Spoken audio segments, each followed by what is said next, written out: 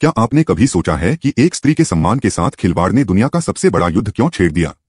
क्या ऐसा चमत्कार संभव है कि एक स्त्री का वस्त्र अनंतकाल तक बढ़ता रहे? यह कहानी केवल एक अपमान की नहीं, बल्कि धैर्य, न्याय और दैवीय हस्तक्षेप की अद्भुत मिसाल है। आइए जानते हैं महाभारत के सबसे मार्मिक अध्याय द्रौपदी के चीरहरण की पूरी कहानी। महाभारत केवल एक महाकाव्य नहीं है, यह जीवन का दर्शन है। इसमें हर चरित्र और हर घटना हमें एक गहरा संदेश देती है।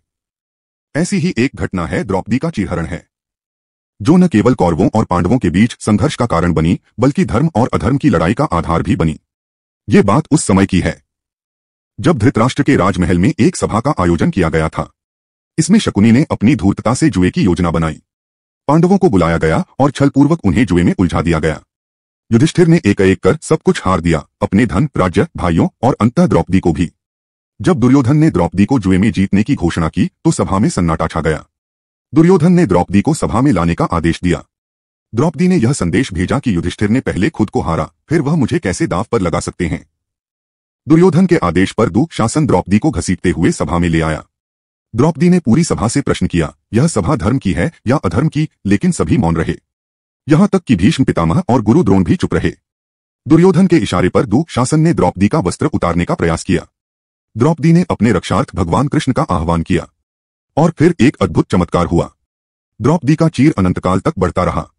दुःशासन थक कर चूर हो गया, लेकिन द्रौपदी का चीर समाप्त नहीं हुआ। इस घटना के बाद सभा में मौजूद सभी लोग शर्म से झुक गए। इस अपमान से जब क्रोध में द्रौपदी कौरवों को श्राप देने ही वाली थी तो गांधारी वहां आ गई और द्रौपदी को रोक लिया। धृतराष्ट्र ने भयवश द्रौपदी से माफी मांगी और वरदान स्वरूप पांडवों को मुक्त कर दिया। आइए इस कहानी से जुड़े कुछ तथ्यों को समझते हैं। द्रौपदी का सवाल। जब द्रौपदी ने सभा में धर्म का प्रश्न उठाया तो यह भारतीय न्याय व्यवस्था का पहला उदाहरण है जहां एक महिला ने सार्वजनिक रूप से अपने अधिकार की बात की। कृष्ण का चमत्कार। द्रौपदी का चीर बढ़ने का प्रतीक यह दिखाता है कि सच्चे भक्त की रक्षा भगवान अवश्य करते हैं। महाभारत का कारण। यह घटना ही कुरुक्षेत्र युद्ध का मुख्य कारण बनी। द्रौपदी का चीरहरण हमें यह सिखाता है कि अधर्म चाहे कितना भी शक्तिशाली क्यों न हो, धर्म और सत्य की विजय निश्चित होती है। यह घटना सिर्फ एक महिला के सम्मान की रक्षा की नहीं, बल्कि यह समाज को यह संदेश देती है कि किसी भी परिस्थिति में अन्याय के खिलाफ आवाज उठाना आवश्यक है। तो मित्रों, यह कहानी न केवल महाभारत का केंद्र बिंदु है, बल्कि हमारे जीवन के लिए भी एक गहरी सीख है।